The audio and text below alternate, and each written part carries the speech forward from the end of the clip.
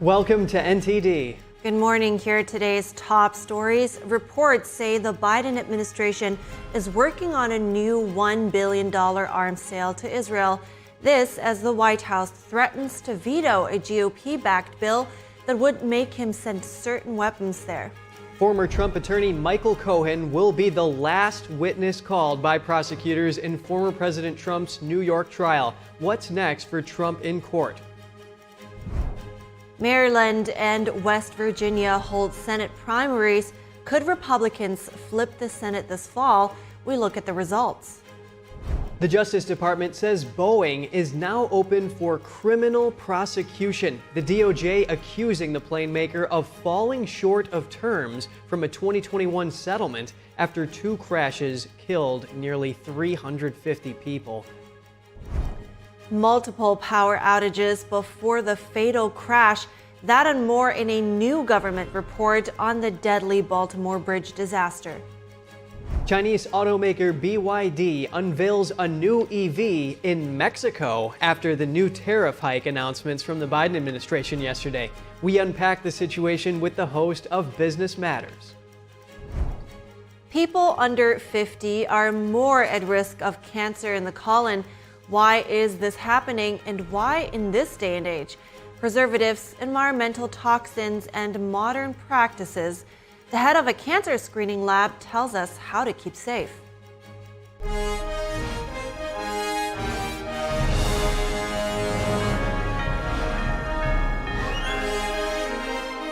This is NTD Good Morning. Live from our global headquarters, here are Evelyn Lee and Kevin Hogan.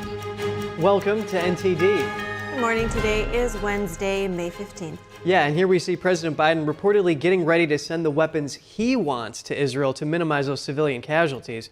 Right, and then there is, of course, the GOP that's arguing that Biden, that is pausing those big bomb shipments, will make it just harder for Israel to fight Hamas. This is topping our news today. The Biden administration has started approving a new $1 billion arms sale to Israel. Two anonymous congressional sources told multiple outlets yesterday the State Department is now in talks with the House Foreign Affairs and Senate Foreign Relations Committees on a possible deal. One of the sources confirmed the deal would include the potential transfer of $700 million in tank ammunition, $500 million in tactical vehicles, and $60 million in mortar rounds. There is no set timeline for when Congress would officially be notified of the sale. It would require congressional approval, which could be a lengthy process. This after the Biden administration paused a shipment of 502,000-pound bombs to Israel over concerns for densely populated areas in Gaza. Meanwhile, a GOP-led bill is advancing in the House to unfreeze the shipment.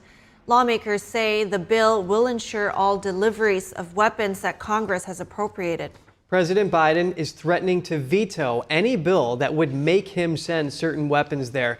The White House stated the bill would undermine the president's ability to execute foreign policy. In former President Trump's New York criminal trial, Michael Cohen took the stand for a second day of testimony. He told the jury why he lied for the former president. Our legal correspondent, Arlene Richards, has the latest. After weeks of testimony about former President Trump's involvement in paying off a former adult film actress, the prosecution in the Trump New York criminal case on Tuesday focused on the charges in the indictment: falsification of business records. Their star witness, Michael Cohen, returned to the stand for a second day of testimony. He testified that Trump created false business records to hide that he was reimbursing Cohen for the $130,000 payment to Stormy Daniels. Cohen said he sent invoices in 2017 to the Trump organization and falsely wrote retainer agreement. He explained that there wasn't any retainer agreement in 2017 because he only did less than 10 hours of work for Trump that year. But he said Trump signed 11 checks containing the retainer agreement notation, even though the payments were actually reimbursements. Will the jury assume that Trump falsified business records? If they do, the prosecution will also have to convince them that Trump paid false invoices in furtherance of a second crime. And that crime seems to be a campaign finance violation. Cohen testified that he was very loyal to Trump and would often lie to protect his boss. even lying to the Federal Election Commission about that $130,000 payment. Cohen said he told the FEC that neither the Trump organization nor the Trump campaign was involved in that Daniels payment. And it wasn't a campaign donation, he said. But it was all a lie, he said, to protect Trump. While the judge cautioned the jury to disregard Cohen's testimony about lying to the FEC to protect Trump, the jury can't unhear it. Cohen is expected to be cross-examined by the defense on Thursday. Arlene Richards reporting from the criminal courthouse in Manhattan. Prosecutors in former President Trump's so-called hush money trial say they will not call any more witnesses. They say former attorney Michael Cohen will be their last. Prosecutors earlier indicated that they might call another witness, a book publisher, but they told the judge there was no longer a need to do that. This means the prosecution's case is nearing an end, and the defense will soon get a chance to make theirs. Cohen also faced cross-examination yesterday. Trump's team tried to frame him as out to get Trump. Cohen admitted that the New York DA's office told him to stop talking about the case on media outlets, and yet he didn't stop. He also said he made about $3.4 million from his two books, Disloyal and Revenge. Yet he said it's not fair to say he's motivated by fame or publicity. Trump's lawyer took Cohen through a long list of insults he levied at Trump. He drew jurors' attention to a social media post in which Cohen wore a T-shirt depicting Trump behind bars. Cohen said he hopes Trump is convicted and admitted to talking about that on social media. Trump lawyers say their cross-examination of Cohen will take up most of the day tomorrow. They also indicated they plan to call an expert witness. It remains unclear if Trump will testify after the judge said his gag order doesn't prevent him from taking the stand. House Speaker Mike Johnson paid a visit yesterday to the New York court where former President Trump is on trial. For insight into the impact of this, we welcome Terry Schilling, the president of the American Principles Project. Great to have you here, Terry. Johnson is the highest-ranking Republican in Congress, and he's also the highest-ranking Republican to visit the courthouse. He says the case is an illegitimate sham, and it's not about justice, it's about politics. What message does that send to the American people? Well, it's very clear. It says that it's a message that's not about justice. It is about politics. It's about keeping Donald Trump off of the campaign trail, and this very silly and unconstitutional gag order that the judge has placed on Donald Trump is absolutely preposterous. The gag orders historically have never been meant to silence the victims, and this is just absolutely preposterous. But this is a really good sign that the Republican Party and its leadership in Congress is rallying behind President Trump, and this comes at the end of a slew of other conservative leaders coming up to New York to support him. J.D. Vance, Vivek was also there yesterday. Tommy Tuberville from Alabama. The Republican Party is rallying behind him. We see through this sham trial, and we look forward to getting on with this and getting back to the campaign trail.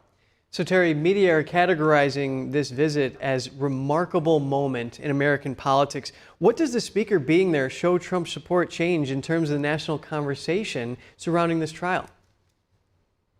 Well, listen, the Speaker of the House is the third most powerful position in elected governance. And it's important because it means that it's a mainstream opinion. It's a mainstream thing. It's completely acceptable.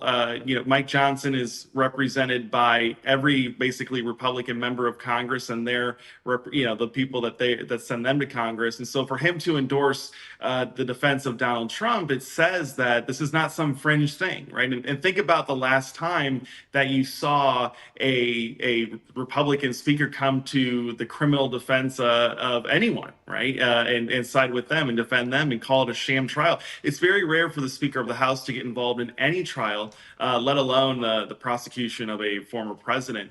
And so it's a big deal. It really punches a major hole in the credibility of this legal fight against Donald Trump to keep him off the campaign trail.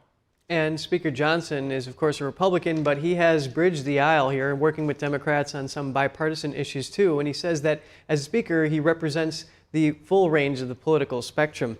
Let's talk about those others who visited Trump. That does include Senator Tuberville, as you mentioned, Representative, and a couple other attorneys general, and Vivek Ramaswamy. Senator J.D. Vance was there too, claiming that what Trump can't say is that all of the parties involved in this case are Democratic operatives. What do you want American Democratic voters to know who may oppose Trump's policies here?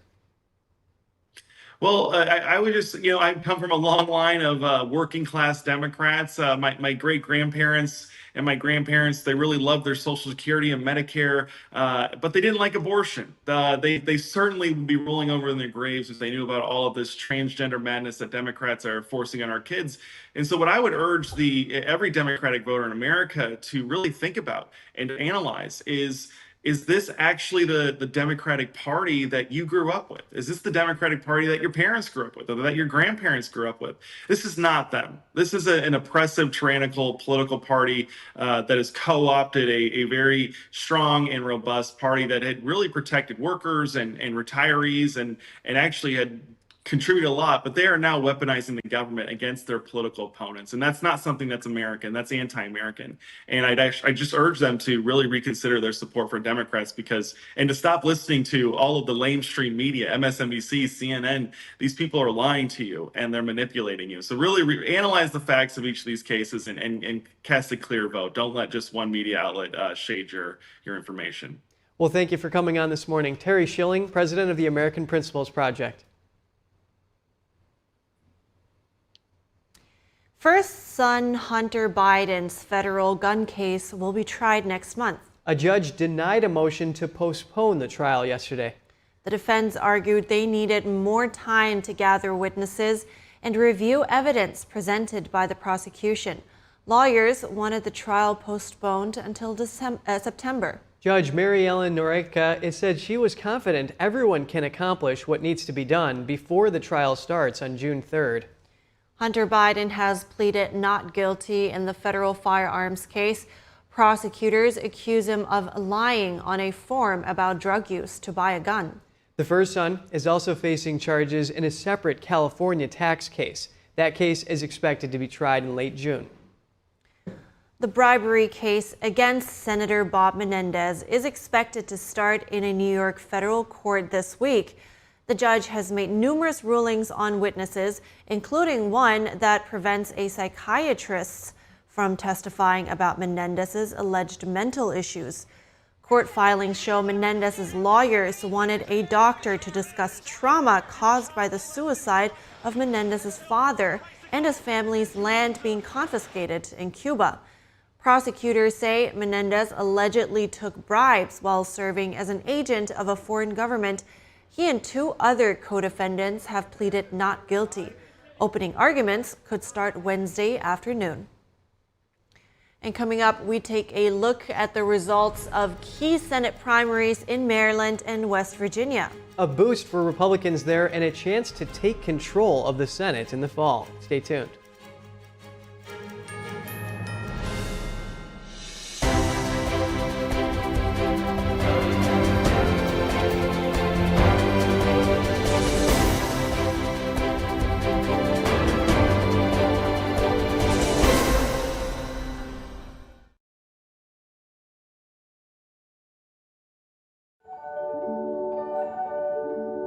There's always a searching process for beauty. You know it when you see it.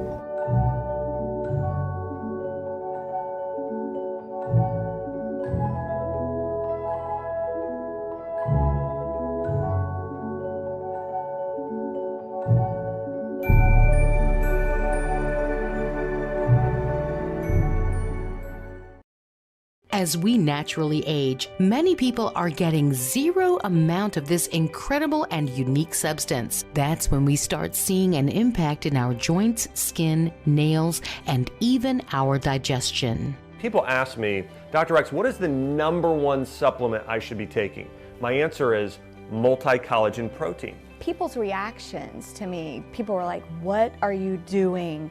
What is going on? You look amazing. You have a glow about you. What makes Ancient Nutrition Multi-Collagen stand out from other brands? 10 types of collagen.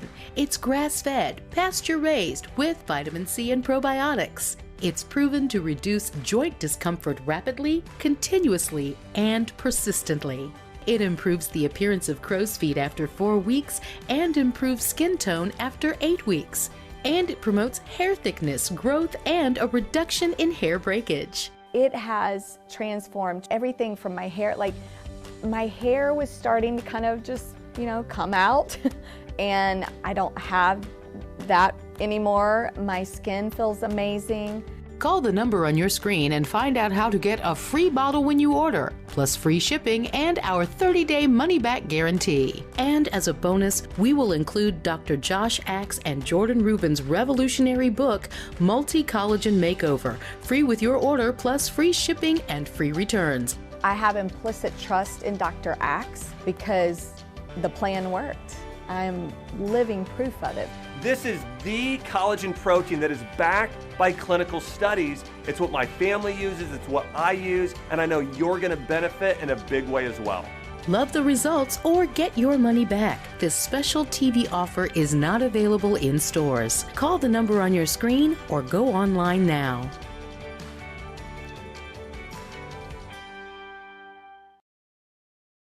The biggest investigation in FBI history. There are more than 1,100 arrests.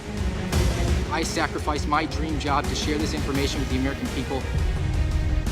Those involved must be held accountable. He's an innocent man. It's going to change narratives no matter what your political perspective is.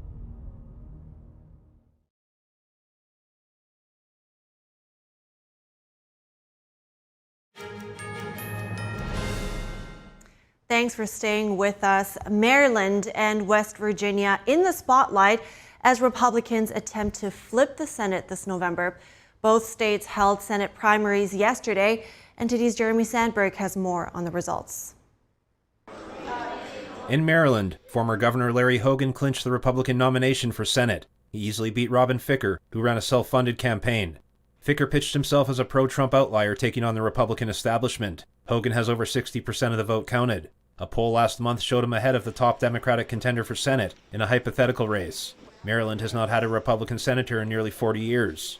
In the Democratic primary, Angela Alsobrooks faced Congressman David Trone, and currently has a double-digit lead over Trone. Just across the border, a much more red West Virginia saw former Governor Jim Justice cruise to victory over Congressman Alex Mooney in the GOP Senate primary. Justice, who was a Democrat until 2017, has been endorsed by former President Trump. He will face Democrat Glenn Elliott. West Virginia is currently represented by Senator Joe Manchin, a Democrat, but Manchin is not running for re-election. Democrats hold a razor-thin majority in the Senate. A Republican victory in both Maryland and West Virginia would potentially end that. Nebraska also held primaries on Tuesday. Incumbent Senators Deb Fischer and Pete Ricketts both won their primaries easily. President Biden and former President Trump also registered wins in low-stakes primaries in Maryland, West Virginia, and Nebraska. Both candidates have already unofficially won their party's nominations, but some voters expressed dissatisfaction with both options. In Maryland, a significant uncommitted movement haunted Biden once again, some Democratic voters protesting his support for Israel. In all 3 states, anti-Trump Republicans voted for Nikki Haley, despite her dropping out of the race over 2 months ago. Jeremy Sandberg, NTD News. We will be back with more analysis on the Senate primaries yesterday, but first, the Justice Department says Boeing breached terms of a 2021 settlement, shielding the company from prosecution after 2 fatal plane crashes. The DOJ says Boeing is now open to criminal prosecution. Federal prosecutors said they'll consider what steps Boeing takes to address and fix the situation before deciding how to proceed. NTD's Jeremy Sandberg has more on the accusations. The Justice Department in a court filing Tuesday said Boeing had breached its deferred prosecution deal by failing to design, implement, and enforce a compliance and ethics program to prevent fraud law violations. Boeing avoided criminal prosecution for safety lapses in a 2021 settlement in exchange for paying $2.5 billion in penalties. The company promised to improve safety and compliance protocols. That was after 2 new 737 MAX jets crashed several years ago. One in 2018 in Indonesia, and the other in Ethiopia in 2019, killing a total of nearly 350 people. Boeing admitted to misleading federal regulators that approved the planes, and agreed to compensate victims' relatives as part of the deal with prosecutors. Some families had denounced the agreement, arguing it denied them justice for the deaths of their loved ones. Then a door panel on one of Boeing's MAX 9 jets blew out mid-flight in January, just 2 days before the deal was set to expire. Preliminary National Transportation Safety Board investigation found the plane left a factory missing 4 bolts needed to secure it. The FAA also has an open investigation into a whistleblower's complaint accusing Boeing of taking shortcuts in manufacturing. Boeing has until June 13th to respond to the Justice Department. Boeing stated Tuesday it believes it's honored the terms of the 2021 deal and pledged transparency, saying it looks forward to the opportunity to respond to the DOJ. The Justice Department said it would let the court know how it will proceed by July 7th. Jeremy Sandberg, NTD News. The Maryland and West Virginia races for U.S. Senate are set to be crucial in deciding the balance of power in the upper chamber. Let's get an update on the results of the primaries there from Jeff Career, a political analyst and TV radio host. Hi, Jeff. Great to have you here. Former Maryland Governor Larry Hogan, he won the GOP primary by a lot. He is a vehement Trump critic. Is that going to affect his electability come November? Well, it's Maryland, Kevin. So this is a state Donald Trump lost by 33 points. This is not a friendly state to Donald Trump. So it's an amazing situation for Republicans in that they even have a chance in Maryland. You know, Larry Hogan is a guy who explored running for president. He's very much a moderate, has a few agreements with Donald Trump and the platform, but is sort of off on his own. He's similar to, someone like a Susan Collins or a Mitt Romney in that they're not in the mainstream of the Republican Party, but it's the only chance Republicans have to win that race in Maryland. And of course, the benefit, it could be the difference in Republicans having control of the Senate. So it is a positive development for the Republicans. Certainly, if he gets elected, he's going to be like Mitt Romney. He's going to be a critic of Donald Trump if he gets elected president. So it's going to be an aberration. Most of the Republicans across the country getting elected in primaries are in line with President Trump. Larry Hogan is not. And Jeff, let's go to the Democrat side. County Executive Alsobrooks won the Democratic primary there in Maryland. That's set to be up to a closely watched race against Hogan here. Is that election ultimately going to come down to what? Well, she's going to get a lot of support from the National Party. She is in line completely with the Democrat agenda. It would be historic for the Democrats to elect her as an African American. So she's running to make history.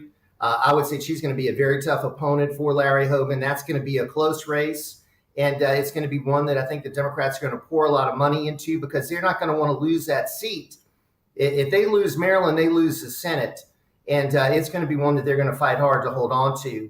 Hogan is going to be interesting to see where his fundraising comes from. It's not going to be from MAGA people, but maybe from some independent groups, from RNC groups. So he's going to have a little different fundraising approach than some of the other Republican candidates. But on the Democrat side, totally in line with the party. I'm sure Joe Biden will try to help in every way he can because the Democrats do not want to lose control of the Senate, Kevin, that's for sure.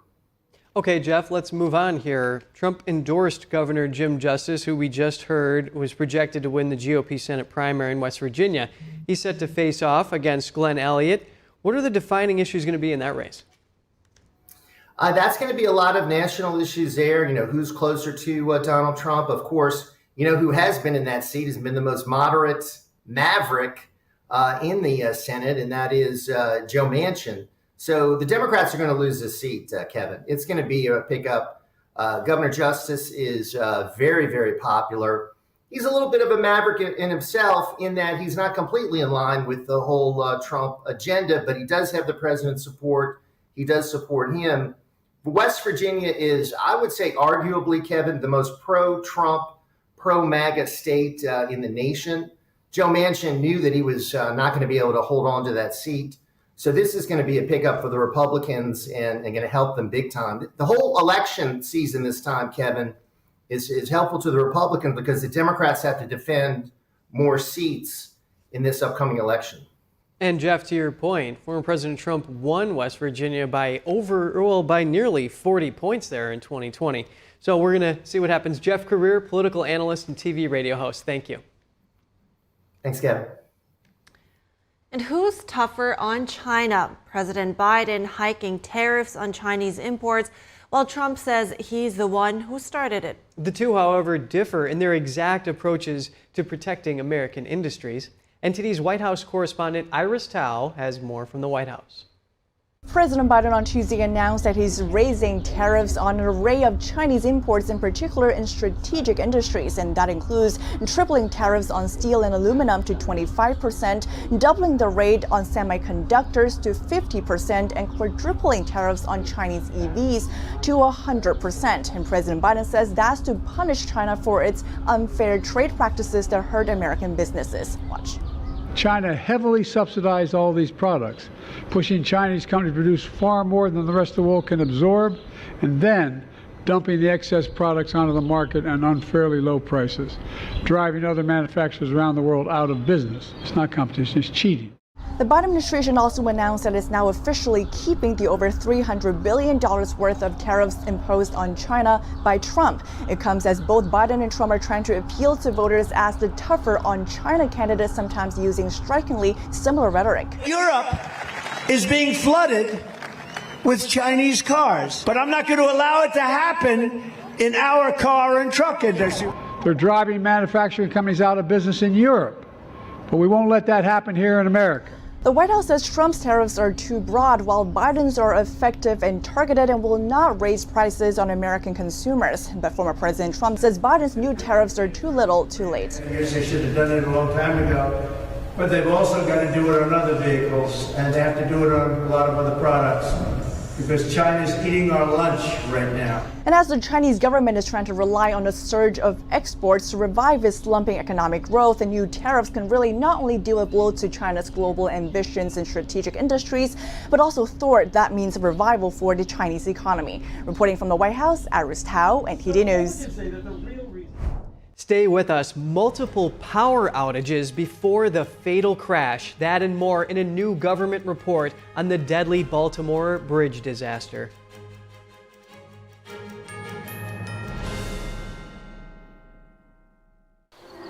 Do you know that Cars for Compassion is the best way to donate your car? Through this non-profit program, you can not only help us keep bringing the world independent and daringly truthful journalism, but also significantly impact the life of somebody who needs a vehicle. The Epoch Times fights misinformation and big tech censorship by being independent and unbound to advertisers. Every single contribution to Cars for Compassion is a powerful endorsement of our unwavering mission. All you have to do is go to carsforcompassion.org and let us know about your car, and we'll schedule a pickup time and email you a tax-deductible receipt. To do this, just click the link below, support truth, compassion, and hope. Donate your car right now at www.carsforcompassion.org. Hi, I'm Tim Che, the director and writer of The Firing Squad. You can participate in our Million Souls campaign, inviting everyone you know to Jesus. Listen, we all face some kind of firing squad in our lives, and yet faith in the Lord, that challenge can lead us to true peace in this insane world. We can't do it without you. We're competing with big Hollywood movies, so we're relying on your voice to spread the word. Thank you again for supporting this important movie. According to ancient Chinese medicine, purslane is considered a medicinal herb and is used to help lower cholesterol, improve vascular functions, and prevent diabetes. Perilla seeds can nourish the lungs and spleen. It is used to treat asthma and improve pulmonary functions. Puritang green vegetable omega-3 is made from purslane and perilla seeds from Hwangmae Mountain in South Korea. It contains over 90% of omega-3, 6, 7, and 9, the highest concentration possible without chemical additives. The soft gel is made of natural seaweed. It is 100% organic and vegan. Both adults and children can take it with peace of mind. Ancient recipes were passed down from heaven to bring prosperity and longevity. Puritang green vegetable omega-3.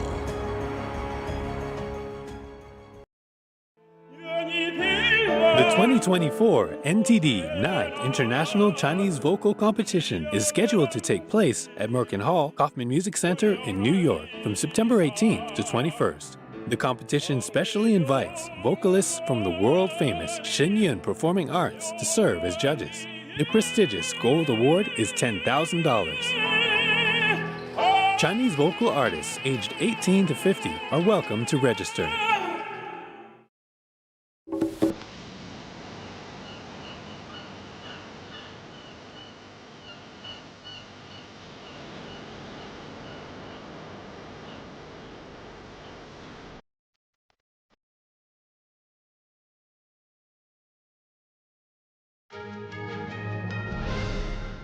Good morning again and welcome back. The driver of a pickup truck involved in a fatal bus crash in Florida has been arrested and charged. The bus and truck collided yesterday in northern Florida, killing at least 8 and critically injuring 8 others.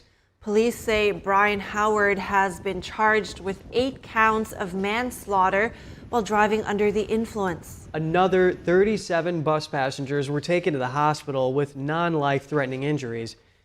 The bus was carrying farm workers headed to pick melons at Kennel Farms about an hour from Gainesville. It crashed through a fence and overturned after sideswiping the pickup truck and leaving the roadway. That's according to the Florida Highway Patrol. Kennel Farms posted on Facebook that it would be closed on Tuesday out of respect to the losses and injuries in the accident.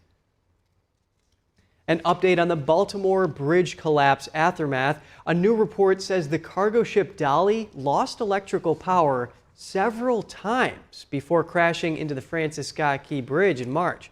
NTD's Daniel Monahan has more on the findings on a disaster that killed 6 and paralyzed a major transportation artery.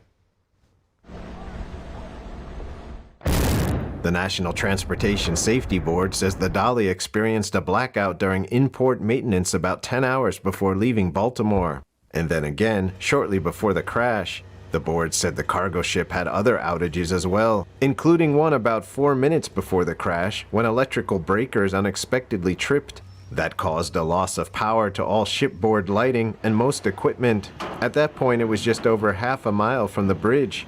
The Dolly crew restored power, but another blackout occurred about 2/10 of a mile from the bridge, which stopped all 3 steering pumps. The crew was unable to move the rudder to steer, according to the report. The NTSB says it's still investigating the electrical configuration following the first in-port blackout and potential impacts on the events during the accident voyage. The report includes the first published investigative findings since the fully loaded container ship Dolly caused the highway bridge to tumble into the Patapsco River. NTSB Chair Jennifer Homendy will testify before a House committee on Wednesday on the federal response to the collapse. Dolly remains stuck to the fractured pylons of the Francis Scott Key Bridge, but dredged channels have allowed traffic to move through the river into Baltimore Harbor. Controlled explosions on Monday removed the section of the bridge that had fallen onto its bow. Daniel Monahan, NTD News. A woman charged with planning to attack Baltimore's power grid has worked out a plea deal. Prosecutors say she conspired with a suspected neo-Nazi to attack a number of electrical substations as part of a plot to destroy the city. The Justice Department announced Tuesday that Sarah Beth Clendaniel pleaded guilty to conspiracy to damage an electrical facility and illegally possessing a firearm. Clendaniel allegedly met her co-conspirator through letters they exchanged while serving separate prison sentences years ago.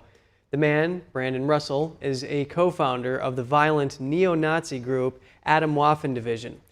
Clendaniel is set to be sentenced in September. She faces up to 35 years in prison. In Canada, a wildfire near Fort McMurray, Alberta, has people evacuating their homes. Around 6,000 people in the area were told to leave yesterday as the fire moves closer to communities. The fire, fueled by tinder dry conditions and high winds, has been threatening the city since last week. It is now about 8 miles away to the southwest. So far, the wildfire has consumed over 11,000 acres. Fort McMurray has a population of about 68,000. The last major wildfire in the area was in 2016, when thousands of homes were destroyed. Over 80,000 people had to evacuate at the time. A popular vacation destination in the Caribbean is also home to a dangerous communist regime. I spoke to Orlando Gutierrez Boronat. He's a member of the Assembly of the Cuban Resistance. I asked him about the threat that Cuba presents to the free world. Cuba was one of the most prosperous Latin American economies by 1959. The country had political problems with two dictatorships during that period. Authoritarian regimes, not totalitarian. The revolution that triumphed in 1959, led by Fidel Castro, promised to restore the constitution and to have free multi-party elections. But the regime quickly moved into creating a total communist dictatorship. Let's just say this, by 1959, Cuba fed itself and exported food. Today, Cuba imports almost 100% of what it eats. Communism destroyed the country's agriculture. And they did it on purpose to generate poverty and dependence on the state for food. Anyone who's lived in the communism recognizes this. And they also crushed all liberties, all civil freedoms. So if you were religious, if you were homosexual, if you were a hippie, you had your own bohemian lifestyle, you would get sent to a concentration camp for re-education. Thousands of Cubans were incarcerated. Thousands of Cubans were executed for opposing the regime. And opposition could be as little as wearing jeans to the university, as ridiculous as that may sound. So currently, there is a wave of threats coming from the communist regime in Cuba against Cubans living in exile, here in the U.S., for example. Tell me more about that. How does that threat express itself, and how is it felt by Cubans living here in exile? The regime is greatly worried because the Cuban people are rebelling and having huge demonstrations against the regime, which are rarely reported outside of Cuba, with the exception of Epoch Times and other media that are looking for the truth. So there's been massive demonstrations against the regime since 2021, and they haven't stopped.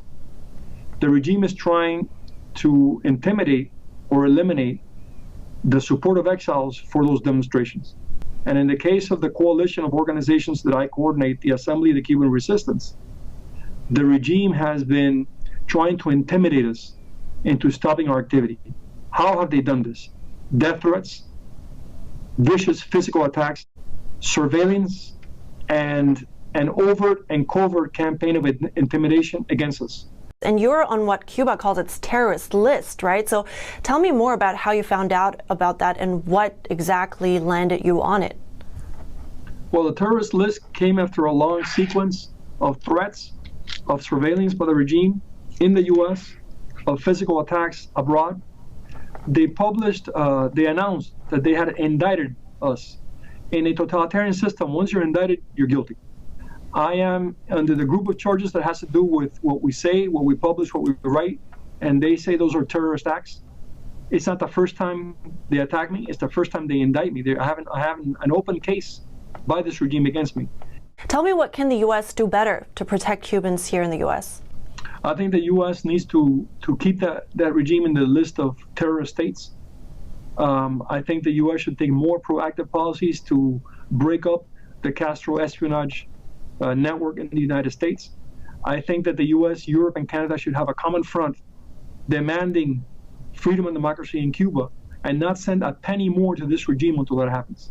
Well, I think that's very eye-opening. Thank you so much for your time and shedding light on this morning. Thank you so much, Dr. Orlando Gutierrez Boronat. I appreciate it.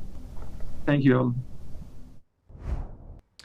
And coming up, Chinese automaker BYD unveils a new EV in Mexico after the new tariff hike announcements from the Biden administration yesterday.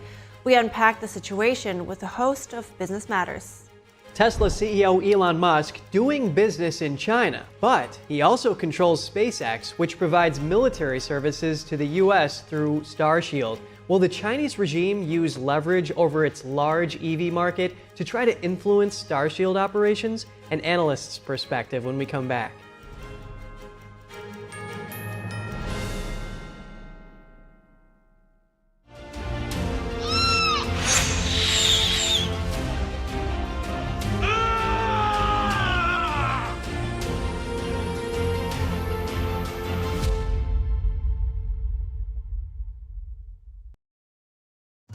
Say goodbye to harsh, bitter coffee And hello to a delicious smooth brew.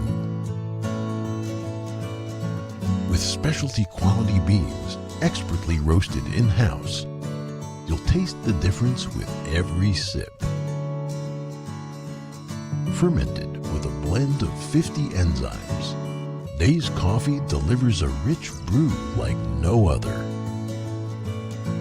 Made with the highest grade specialty beans available, you're sure to taste the difference. Elevate your morning with Days Enzyme Fermented Coffee.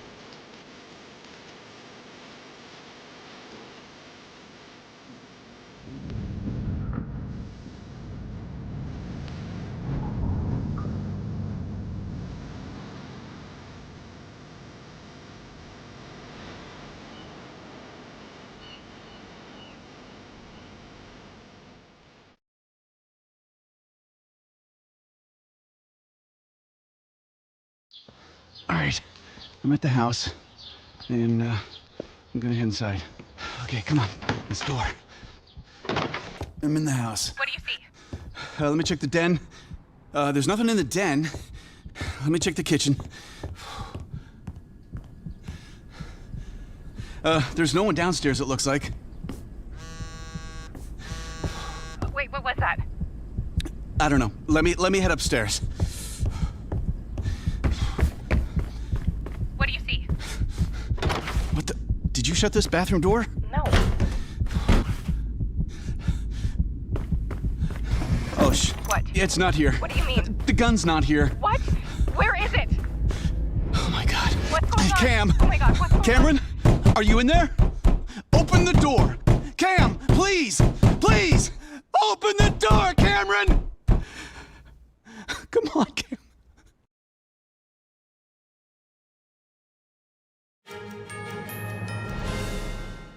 Welcome back. Joining us now is NTD's Business Matters host, Don Ma, to give us the latest updates from the business world. Don, President Biden, China, tariffs, EVs, what's going on? Yeah, so big news yesterday from President Biden, right? We all heard 100% tariffs on EVs. And of course, the Chinese regime responded to that. But I thought it'd be interesting to see what individual EV makers, how they've responded. So the world's largest electric vehicle maker, China's BYD, apparently making a statement through its actions here in response to the new tariffs. Yesterday, what we saw is they made an announcement, and to sum up, basically, it's responding to the tariff, saying we don't really care about it. So what happened yesterday is, for the first time ever, the Chinese EV maker launched a new product outside of its home country. First time, actually. And BYD, guess what, chose Mexico. It launched a mid-size hybrid electric pickup truck, and the company's chief of America says that we don't have plans to go to the U.S. market. So this announcement, referring to Biden's announcement, does not impact us at all. And adding that when we build a Mexican plant, we only consider the Mexican market and other countries' markets. We have not considered the U.S. So the unveiling event in Mexico came just after hours of President Biden's announcement. So that's why I say potentially this is in response to that. And the vehicle for now is also only available in Mexico. Right, and apparently they have chosen a plant site. They're planning on, coming out with 150,000 cars by the end of 2024. So some lofty goals. Let's see. Let's move on, though. Elon Musk is back in the spotlight over his Twitter takeover. What's new? Yeah, back in the spotlight, or he never left the spotlight. So what happened is a federal court ordered Elon Musk to testify again in the U.S. Securities and Exchange Commission's investigation into his $44 billion takeover of Twitter. And the investigation aims to determine if Musk broke federal securities laws in 2022 when he bought stock in Twitter, later renamed X. And the agency said it's also reviewing statements and SEC filings he made about the deal. Musk claims that the SEC is trying to harass him with the number of subpoenas, but a U.S. district judge said yesterday that Musk hasn't demonstrated that the subpoena is unreasonable. So the agency lawyers, they're saying that they have more questions for Musk after receiving new documents. Musk did not respond to media requests for comment. Well, Musk has said that the SEC is being overzealous in its enforcement here, and that all started back in 2018 when he had an in-house SEC lawyer pre-approve his post about Tesla here. But we have some more very serious news. YouTube is going to block Hong Kong protest videos. What's going on there? Okay, yeah, so yesterday, YouTube said it's going to comply with the Hong Kong court order decision to block access to certain video links.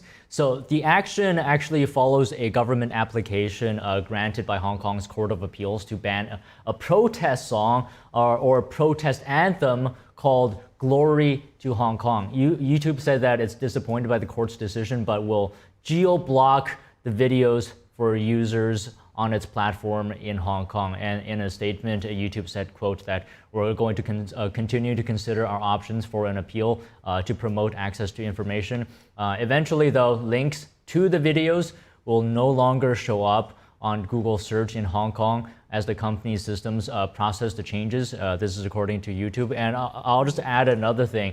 So the documentary from NTD, Hollywood Takeover, it had a trailer, and that was actually blocked by YouTube as well for a while until we appealed and the block was removed. So just something to keep in mind as well. Yeah, very interesting. Just the latest example here, those big tech companies having to weigh between their values and their business interests, right? That's also why Google backed out of China over a decade ago. Let's talk about retail here. Walmart is laying off workers. How many are we talking? Yeah, so just a quick update here and my final one. So Walmart announced yesterday that it plans to cut hundreds of jobs at its corporate headquarters. Specifically, what we're talking about here is that the retail giant saying that it's going to reduce several hundred, without specifying how many exactly, several hundred roles in its headquarters due to changes in some parts of its business without elaborating. The company also will relocate a majority of its US and Canada-based remote workforce.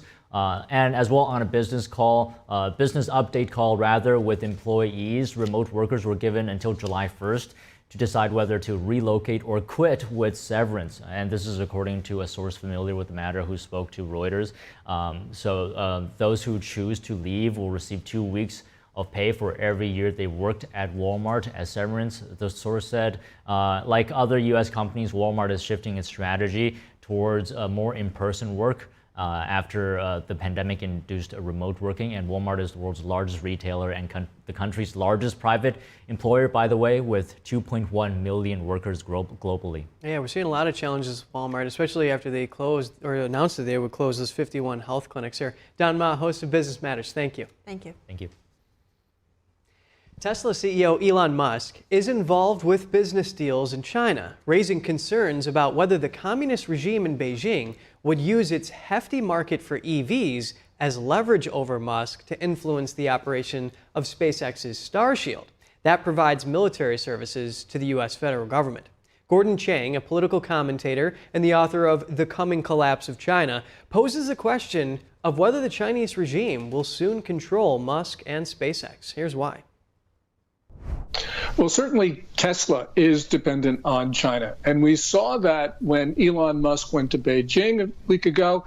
There he really made it very clear that he needed Chinese government support.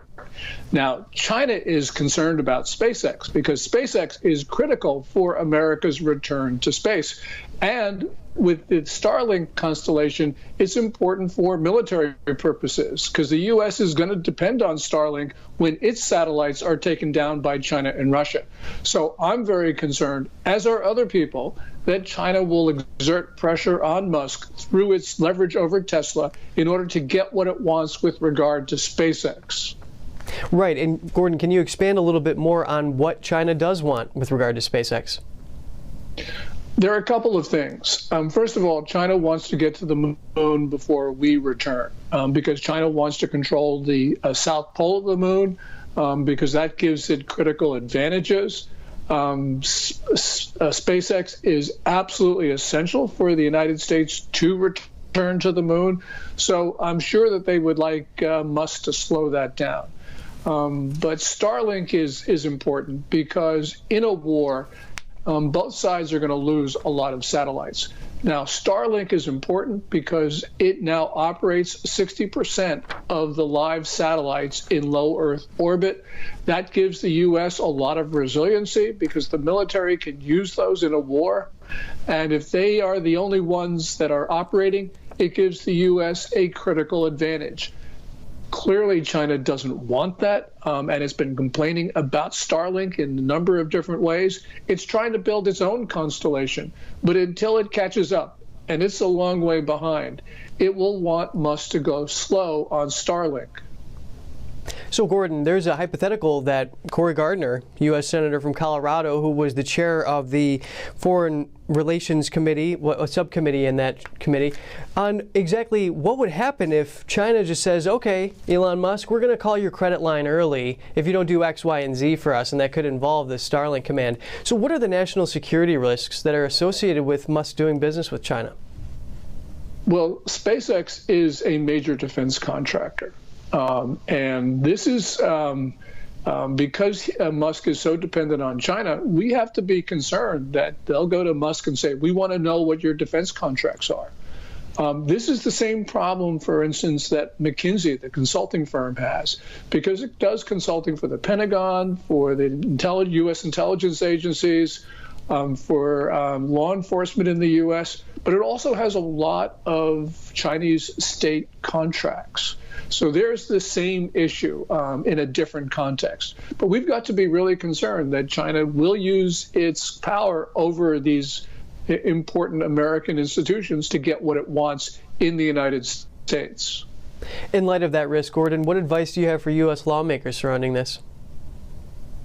I think Musk should be forced to make a choice. Either he's going to go with Tesla in China or he's going to go with SpaceX. But one person should not control both Tesla and SpaceX, especially if Tesla maintains its market in China. Well, thank you very much for weighing in this morning. Political commentator Gordon Chang. You can find him at Gordon G. Chang on Twitter. Thanks so much. Elon Musk did not immediately respond to NTD's request for comment. Heading to break, coming up, people under 50 are more at risk of cancer in the colon. Why is this happening, and why in this day and age? Preservatives, environmental toxins, and modern practices. The head of a cancer screening lab tells us how to keep safe after the break.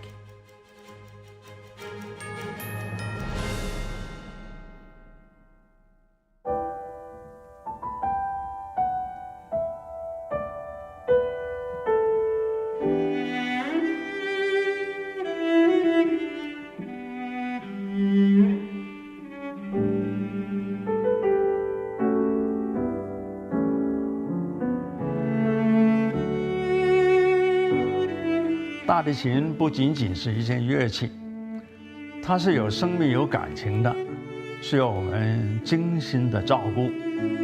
往往我们一个小小的动作，可能都会对人情绪产生微妙的影响。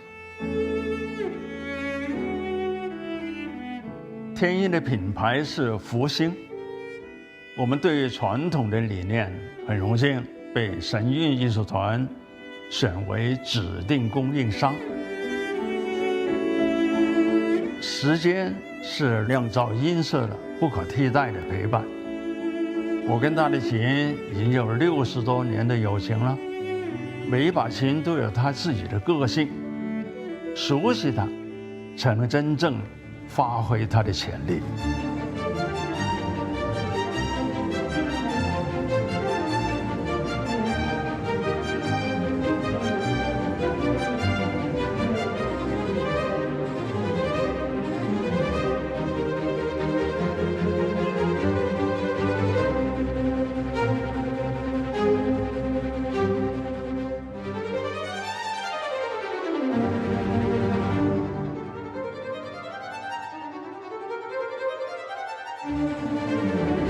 以我希望给你的每一把琴，都是首先我所信任的。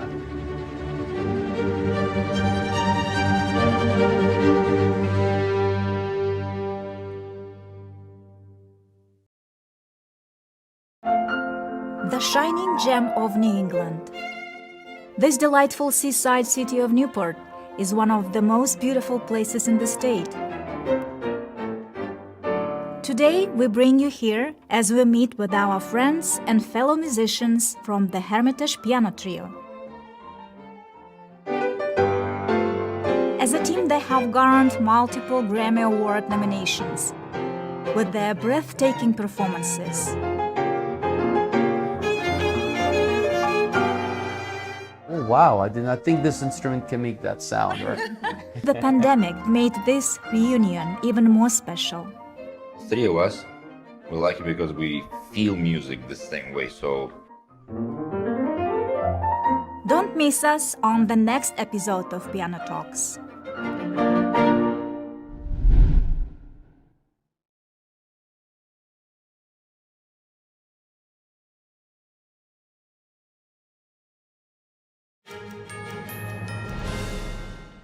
Welcome back, and on to some health and lifestyle news. Data from the American Cancer Society shows that colorectal cancer, or cancer of the colon and rectum, is on the rise in people under 50 years old. Sumit Rai, the CEO and founder of Cancer Check Labs, told me preservatives are partly to blame and that a more active lifestyle can help keep you safe. Well, we're seeing rises in cancer rates, particularly in colorectal, for a whole variety of reasons. The first of those includes lifestyle. Today, our lifestyle is very sedentary. Our eating habits are different.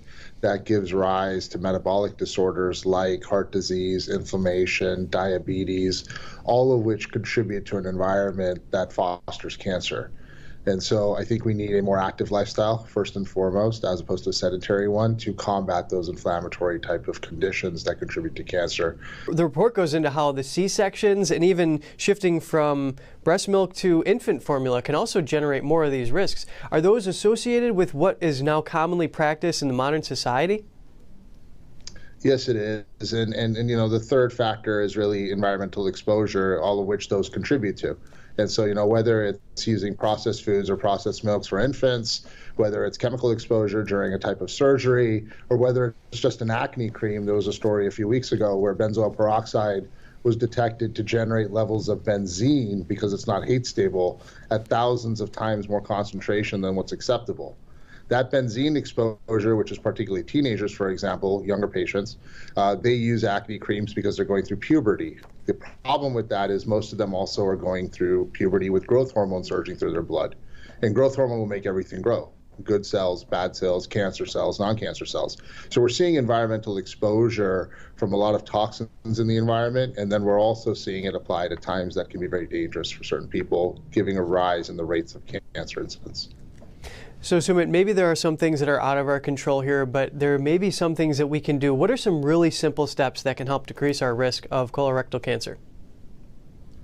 A few things. Number one, be more active, just in general. Avoid inflammation in your body. Activity helps. Second, eat less frequently.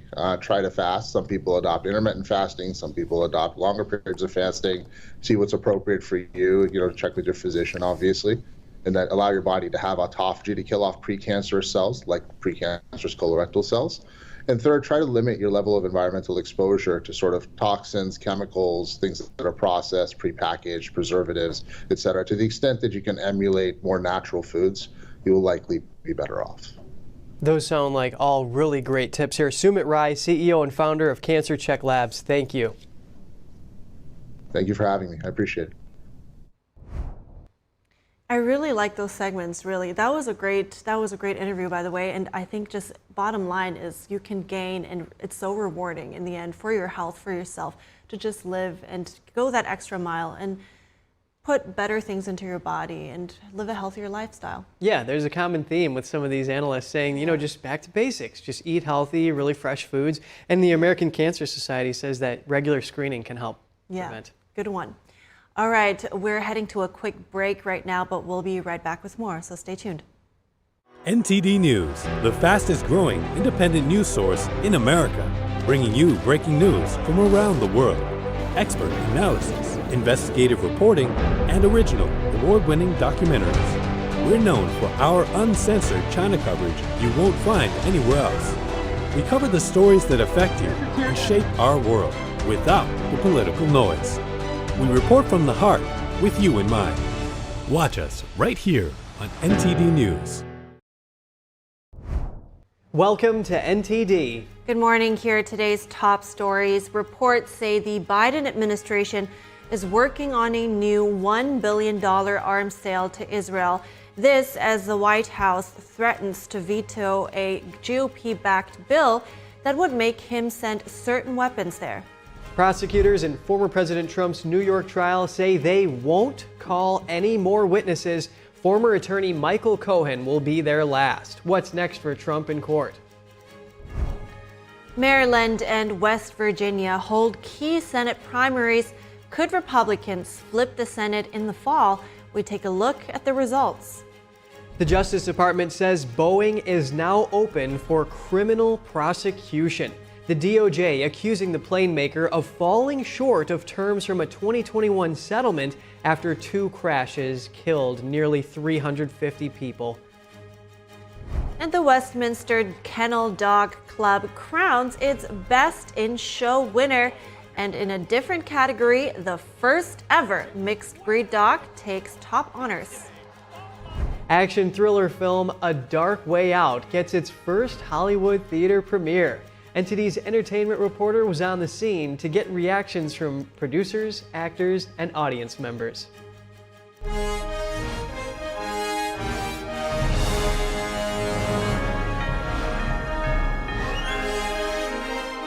This is NTD Good Morning.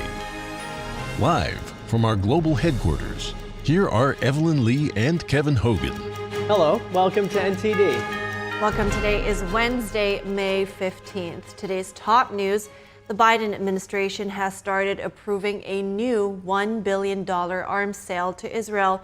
2 anonymous congressional sources told multiple outlets yesterday the State Department is now in talks with the House Foreign Affairs and Senate Foreign Relations Committees on a possible deal. One of the sources confirmed the deal would include the potential transfer of $700 million in tank ammunition, $500 million in tactical vehicles, and $60 million in mortar rounds.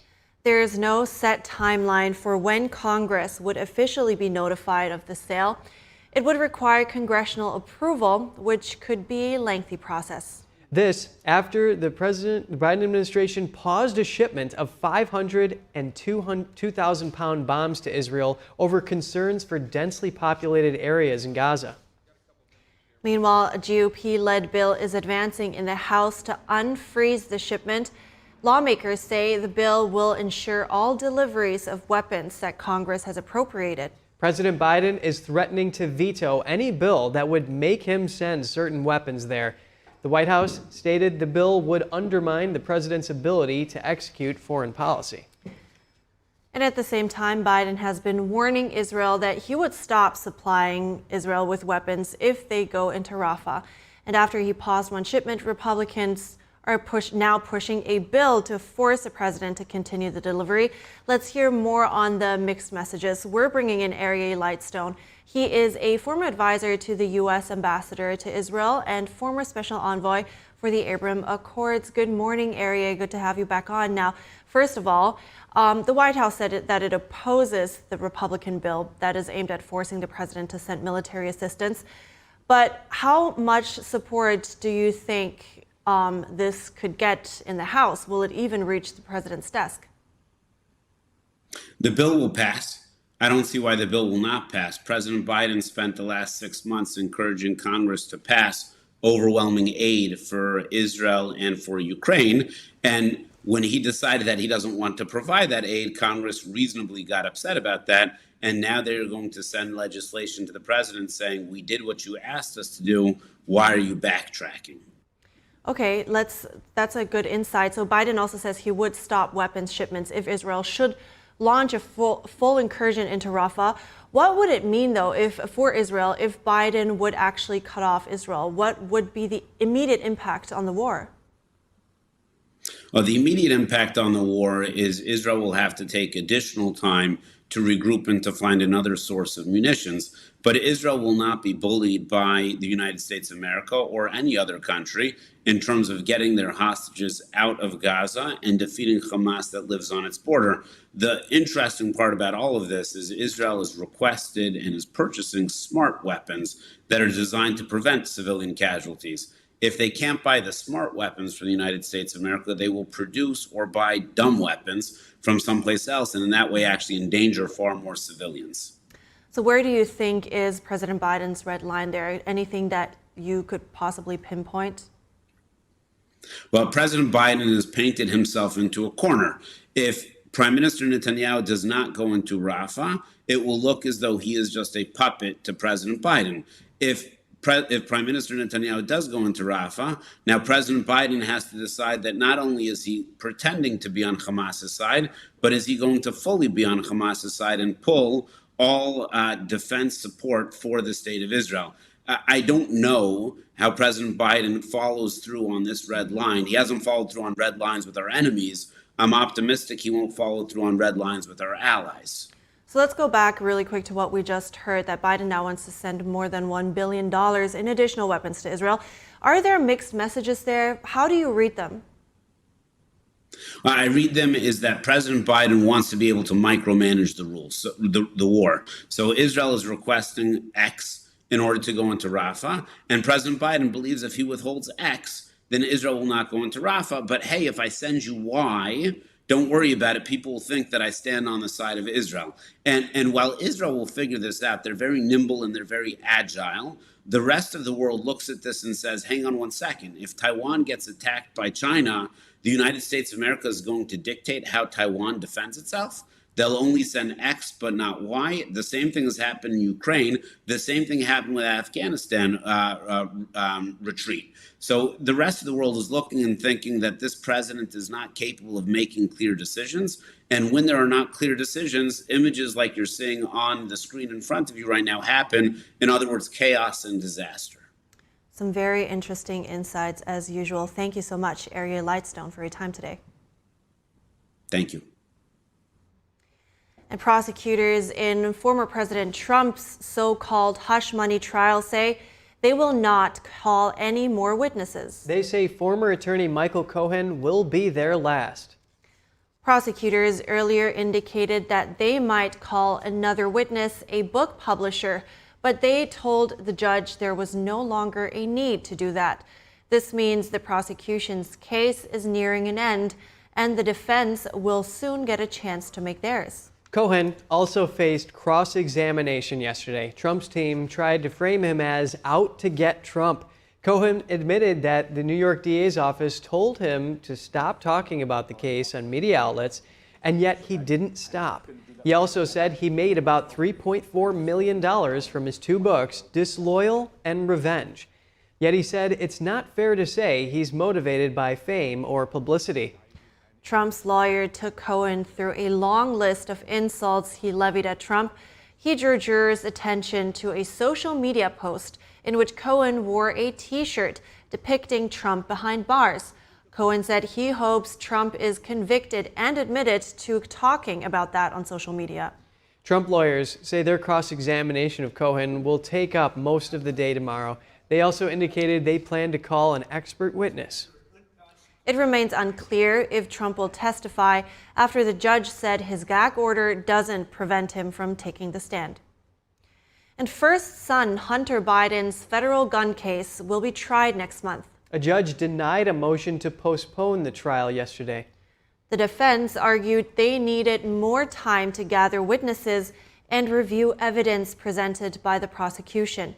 Lawyers wanted the trial postponed until September. Judge Mary Ellen Noriega said she was confident everyone can accomplish what needs to be done before the trial starts on June 3rd. Hunter Biden has pleaded not guilty in the federal firearms case. Prosecutors accuse him of lying on a form about drug use to buy a gun. The first son is also facing charges in a separate California tax case. That case is expected to be tried in late June. Maryland and West Virginia in the spotlight as Republicans attempt to flip the Senate this November. Both states held Senate primaries yesterday. NTD's Jeremy Sandberg has more on the results.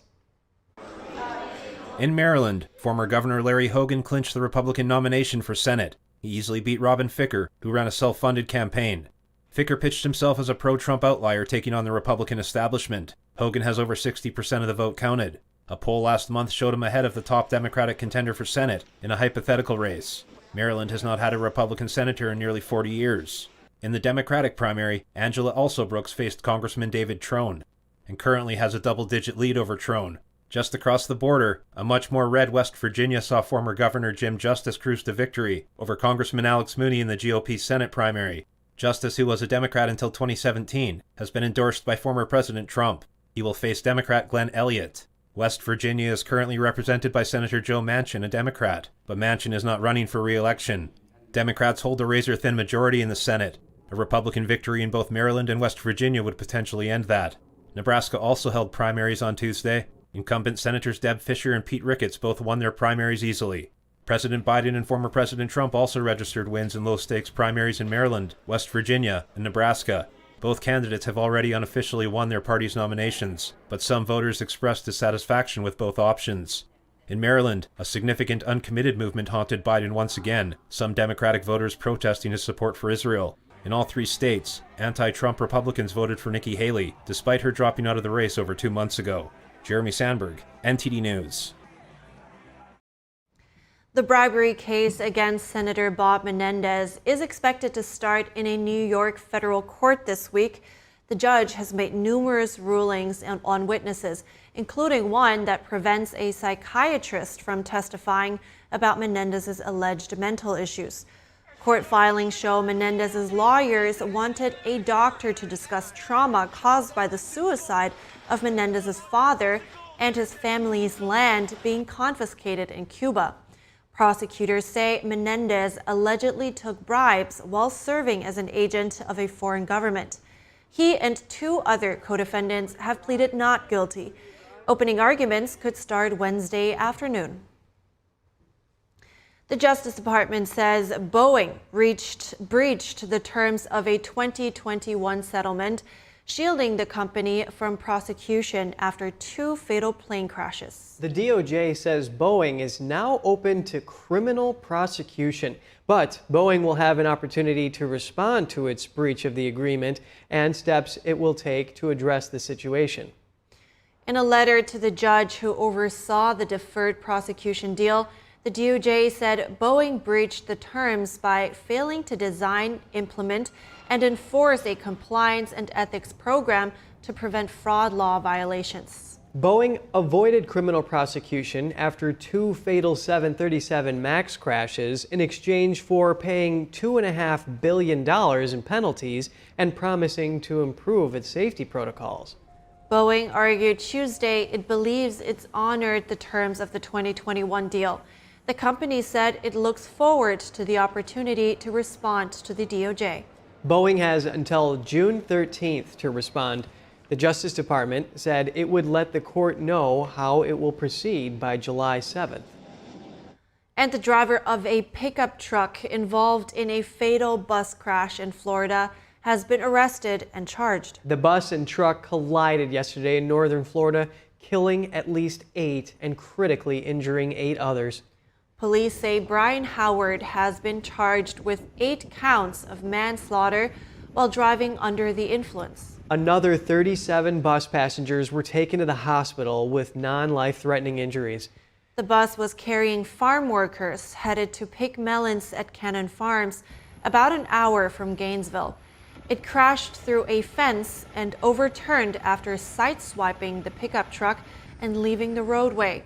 That's according to the Florida Highway Patrol. Kennel Farms posted on Facebook that it would be closed on Tuesday out of respect to the losses and injuries in the accident.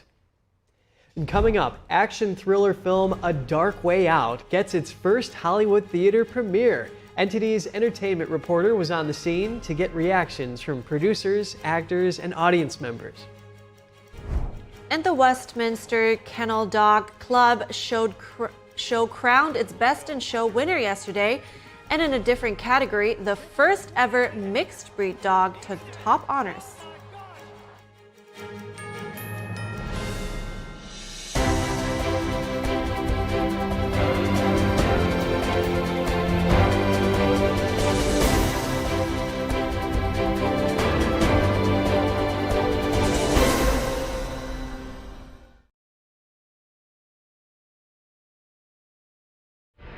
Do you believe in Jesus?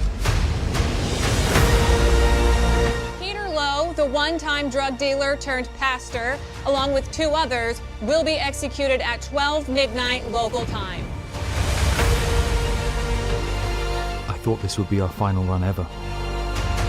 We had made millions and millions of dollars, but God had other plans.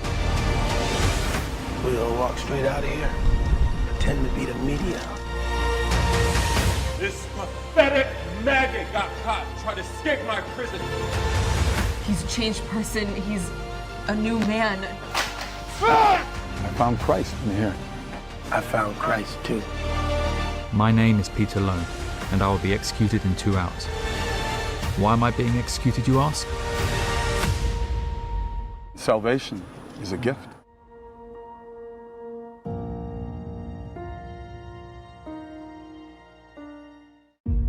Hi, I'm Tim Che, the director and writer of The Firing Squad. You can participate in our Million Souls campaign, inviting everyone you know to Jesus. Listen, we all face some kind of firing squad in our lives, and yet faith in the Lord, that challenge can lead us to true peace in this insane world. We can't do it without you. We're competing with big Hollywood movies, so we're relying on your voice to spread the word. Thank you again for supporting this important movie. Do you know that Cars for Compassion is the best way to donate your car? Through this non-profit program, you can not only help us keep bringing the world independent and daringly truthful journalism, but also significantly impact the life of somebody who needs a vehicle. The Epoch Times fights misinformation and big tech censorship by being independent and unbound to advertisers. Every single contribution to Cars for Compassion is a powerful endorsement of our unwavering mission. All you have to do is go to carsforcompassion.org and let us know about your car, and we'll schedule a pickup time and email you a tax-deductible receipt. To do this, just click the link below, support truth, compassion, and hope. Donate your car right now at www.carsforcompassion.org. The glory of piano masterpieces from the Baroque, Classical, and Romantic periods. New Tang Dynasty Television invites you to join the 2024 NTD International Piano Competition. Together, we preserve and revitalize the art of authentic classical piano music. October 14th to the 19th at the Kaufman Music Center in New York City. Apply now at piano.ntdtv.com.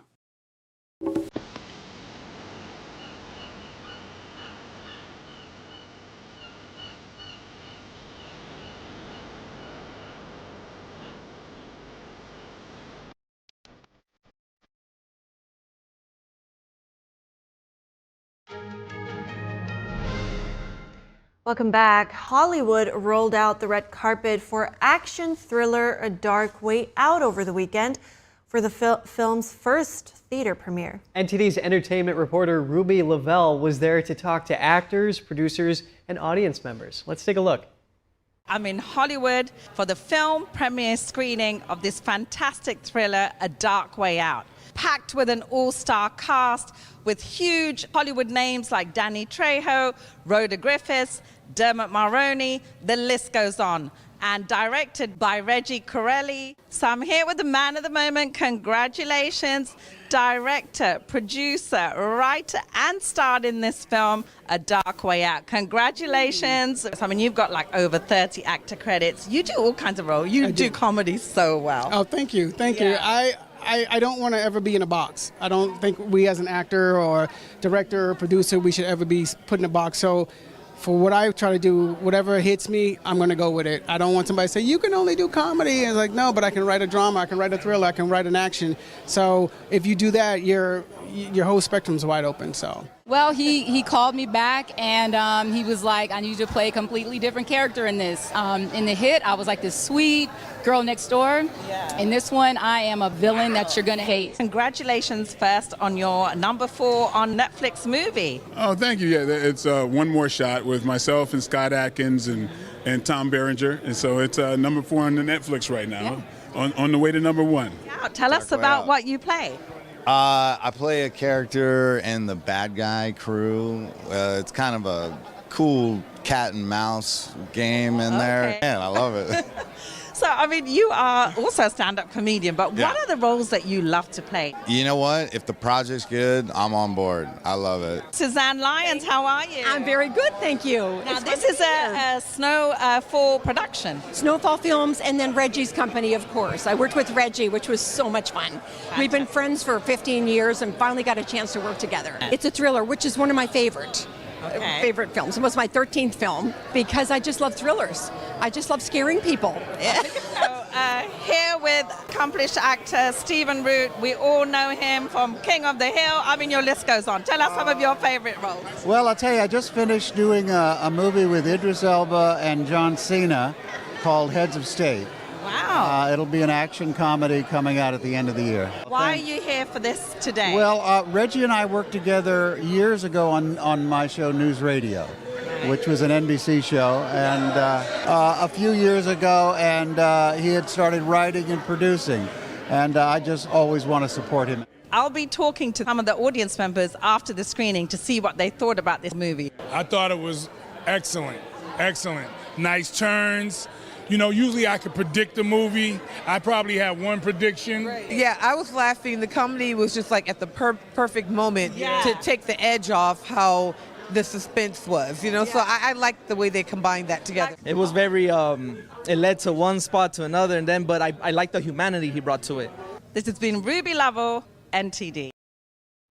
Okay, no spoiler alert here, but I was reading on Rotten Tomatoes about this movie, and it's when a guy goes in and he's trying to break into this house to score some, like loot, right? And it's already being robbed. And then so he's like, all right, I'm out of here. But then he hears a girl scream, a young girl, and he's like, oh, okay, wait. And then he has a decision to make. Oh, wow. Okay, don't give out too much. But as we just heard, we cannot predict what's going to happen, and I love a good thriller with a good curveball that they throw at you. Yeah, where do these screenwriters come up with these ideas? And Reggie certainly was really busy for that one. Wow. All right, we're moving on to some dog stories. The Westminster Kennel Club Dog Show in New York named its Best in Show winner yesterday, and the coveted Top Dog Award went to Sage, a black miniature poodle. Many other dogs were also crowned champions in their categories. Let's take a look. Billie Jean King National Tennis Center in New York City hosted one of the most prestigious dog shows in the world this week. The show draws tens of thousands of dog lovers from around the world. Dogs are entered in the show in several different categories. This year's competition drew a field of contenders representing 200 breeds from all 50 states and 12 other countries. Best in Show winner Sage won the title from the non-sporting category. Her meticulous presentation and energetic performance gained her the victory. Her handler, Kaz Hosaka, is going out with a win as he plans on retiring after over 40 years in the field. Mercedes, a female 4-year-old German Shepherd, was named runner-up for the overall contest after winning top prize in the herding dog group. An Afghan hound named Louis won the hound group. Louis impressed the judges with his elegant stature and poised demeanor. In the toy group, Comet the Shih Tzu took top honors. His charming personality and immaculate grooming stood out. The herding group was won by Mercedes, a German Shepherd. Her alertness and flawless coordination impressed the judges. And first time ever, a mixed breed dog, also known as All-American Dogs, won the Agility Championship. Nimble the dog zigged, zagged, leaped, and sprinted her way to the historic win. Other group winners included Micah, the Cocker Spaniel in the sporting group. Monty the Giant Schnauzer won the working group, and Frankie the Bull Terrier in the Terrier group. The first Westminster Kennel Club dog show took place in 1877, making it the second oldest continuously held sporting event in the U.S. behind the Kentucky Derby. Show champions don't receive cash prizes, they receive a trophy and their place in dog history. Wow, that's awesome. Incredible performances, and that Shih Tzu grooming, that was out of this world. Yeah, I love how we cover these stories. And Sage, what a noble name. Yeah, that's true. I'm still waiting to see a golden in this, though. And he's only 3. Well, they're only 3, so that's a lot accomplished at that age. Yeah, that's true. All right, and we're moving on. Workers at Harry Reid International Airport in Las Vegas are saying farewell to a long-serving canine. They recently said goodbye to 10-year veteran Dodie with a cute tennis ball surprise send-off. Dodie, who's a German wire-haired pointer, oh, there it goes. Born in the Netherlands, enjoyed the surprise, obviously. He ran around with his tail wagging before he took a tennis ball from his handler. In a social media post, Dodie was wished good luck and told retirement isn't too rough. Dodie loves napping and taking walks with his handler. Wow. Yeah, those dogs just love those tennis balls. For sure. What a cute story. And honestly, as a dog, it must be a rough job staying so professional 8 hours a day. I wonder how long that is in dog years. Yeah, hopefully they get compensated well enough. Yeah. Look at that great time he's having. All right, we're wrapping up the show right here, but be sure to stay tuned for NTD's News Today broadcast at 10 a.m. Eastern Time coming up. And for round-the-clock original news coverage, visit us at ntd.com or download our NTD app. That's right. Thanks for watching. I'm Evelyn Lee. And I'm Kevin Hogan.